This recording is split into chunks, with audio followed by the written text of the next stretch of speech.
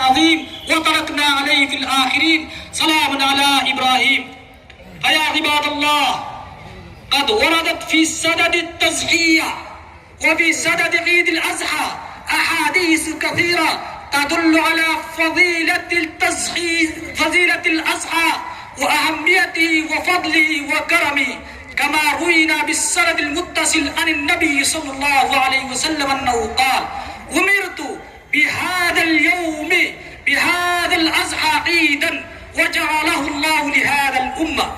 قال الرجل: أرأيت إن لم أجد إلا منيحة أنثى أفأضحي بها؟ قال: لا، ولكن تأخذ من شعرك وأظفارك وتقص شاربك وتحلق عانتك، فتلك هي تمام أضحيتك.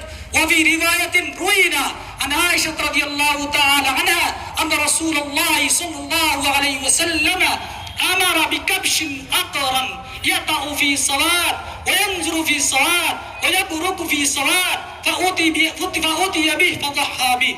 أقول قولي هذا وأستغفر الله لي ولكم ولسائر المؤمنين والمسلمات.